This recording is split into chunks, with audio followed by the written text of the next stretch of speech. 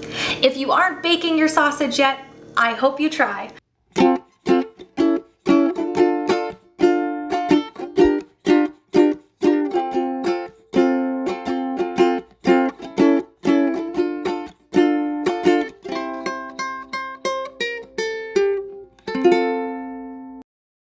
I absolutely love this method, and I love putting everything in one pan and serving it out of one pan. So let's go ahead and make a sausage bake. I'm getting all of my veggies ready first. So I'm cutting up a bunch of peppers. I love color, so I'm using all the colors of the rainbow when it comes to these peppers. I'm gonna use one whole onion and also cut it up into nice big chunks.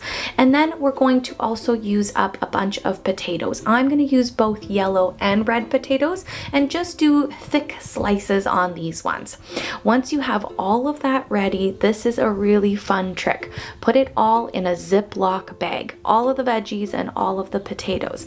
This is how we're going to actually season up our bake. I am going to get some fresh rosemary chopped up as well, just so that we have that ready for our seasoning. I love rosemary and potatoes. So into that Ziploc bag, we're gonna put in olive oil, salt, pepper, and that fresh rosemary. That is your 4 ingredients for seasoning all of that. This is the fun part. Close up that bag and give it a good shake.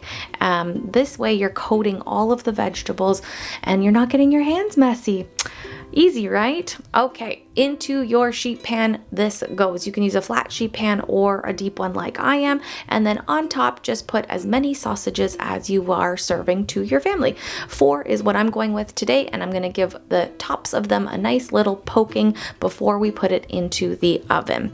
Once you've baked it at 400 degrees for about 20 minutes, take it out and give the sausage a flip so that you can bake the top of it as well, and that way you get that kind of nice, better, crispy coating on the sausage.